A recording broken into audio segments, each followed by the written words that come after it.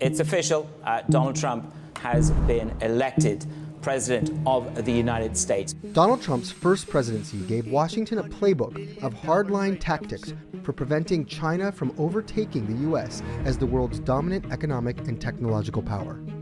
Trump introduced punitive tariffs on China, as well as trying to rebalance the trade deficit to try and contain China's economic rise, as well as trying to contain its military might. To me, the most beautiful word in the dictionary is tariff. Trump is focused on raising tariffs to prevent China from shipping many of their goods into the United States that perhaps are subsidized by the government. And his campaign for re-election left no doubt that his ambition for American supremacy was still his North Star. We will hire American, buy American, build American, grow American, and show the whole world that the American dream is back.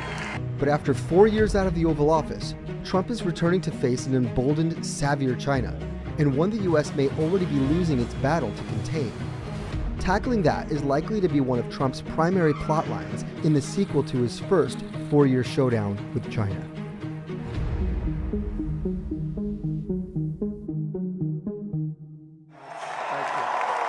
Thank you very much. Let's rewind for a second. When China joined the World Trade Organization in 2001, it marked a new era in global economics. Lower trade barriers allowed China to ship cheap toys, t-shirts, and TVs around the globe, and an export bonanza that helped lift hundreds of millions of Chinese into the middle class. Then around here, two pivotal events occurred. I am officially running for President of the United States. And that same year, China officially revealed a 10-year plan to upgrade its thriving export economy with cutting-edge innovations. Made in China 2025 is essentially President Xi Jinping's vision to secure China's place in the world as a preeminent global technological leader. At its heart, it's really about ensuring that China's national security goals are at the heart of its policymaking. It's the kind of grand ambition that would galvanize successive U.S. presidents into taking action. This is number one, but this is the first of many. The U.S. efforts to contain China's growth began with tariffs and some of the trade policies in the Trump administration. Basically, they sought to make it more expensive for Chinese companies to sell to the U.S. and consequently redress a massive trade deficit, the imbalance that occurs when a nation imports more from a country than it exports to it. President Biden is holding back on a decision to scrap any Trump-era tariffs on China imports. You can see this has had an impact. In 2023, the deficit shrank to the smallest total since 2010, reflecting a decline in imports shipped from China. But globally, China's productive prowess is at historic heights. Its manufactured goods trade surplus is the largest relative to global GDP of any country since the US right after World War II. Trump also introduced policies to control high-tech exports from U.S. manufacturers, as well as those of some allied economies, which were tightened by the Biden administration. So that essentially makes it impossible or much harder to transfer U.S. goods or U.S. technologies into China. The U.S. government stopped Huawei from being able to sell much of its telecom equipment into the United States, and then it went even a step further. It went to many of its allies around the world and tried to persuade them also to not let Huawei sell its equipment into their countries. That caused all sorts of problems for them. In 2022, they constrained China's ability to get the most advanced semiconductors out there, including AI chips that would be used to train models like ChatGPT. They also constrained the country's ability to get chip-making equipment, including the machines that make the most advanced chips that drive smartphones and also AI and quantum computing. Massive appliances like these extreme ultraviolet lithography machines developed by Dutch company ASML. The constraints are also intended to hinder China's tech giants from developing anything that could threaten America's military superiority, a concern long intertwined with Washington's economic strategy. In terms of semiconductors and these really sensitive technologies, China is still lagging behind the US, so we have seen some efficacy there. But the data shows US-led export controls had an unintended side effect.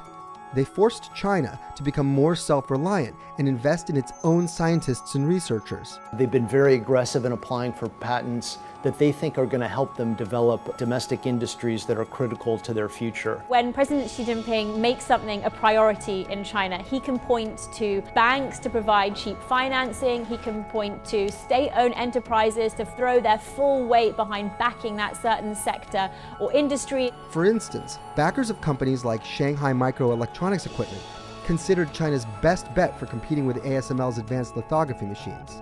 At this point, I think everybody believes that they're many years away from being able to match ASML at the pinnacle of the industry, but they're pouring billions and billions of dollars into this effort, and they're very determined to be able to close the gap as much as they possibly can.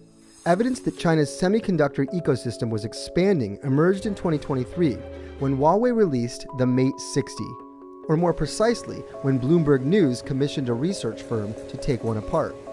Inside that phone was a semiconductor that was much more powerful than anybody thought China could make on its own. It suggested instead of being 8 or 10 years behind the US, actually China was 4 to 5 years behind the US. But the cross-application is what really worries DC, that if we can do this with a consumer product like a phone, it's just as easy to do this with much more sensitive technology that's used for military applications. In other areas, China really has charged ahead to take a lead. Take a look at this chart. You can see China's market share of many high-tech exports growing, particularly EVs, despite US tariffs and restrictions on access to technology.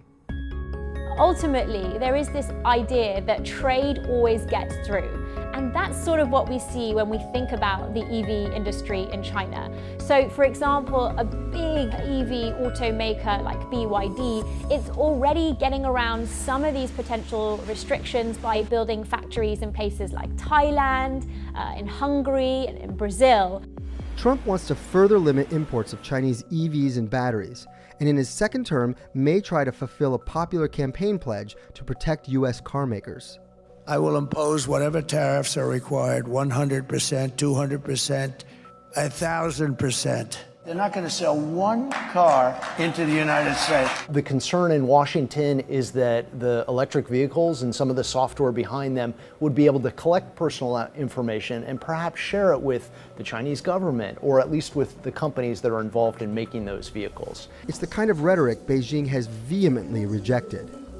中国将继续坚定维护本国企业的正当合法权益，我们也支持中国企业依法维护自身权益。 So, have two US administrations hindered China in ways Trump initially intended? It doesn't appear so.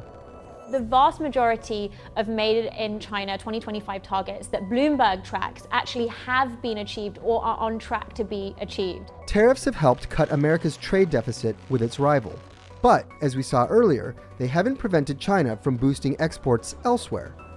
And while the US may have slowed Beijing's progress in some areas, like advanced chip making, overall, Xi Jinping's industrial policies are successfully advancing China's technological capabilities. But even if the US hasn't managed to trip China yet, nobody expects a second Trump administration to stop trying.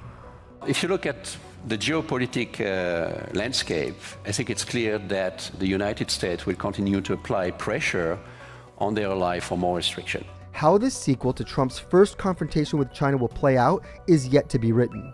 But if you listen to Trump, it's clear that keeping America on top is his ultimate goal. We can do things that nobody else can do. China doesn't have what we have. Nobody has what we have.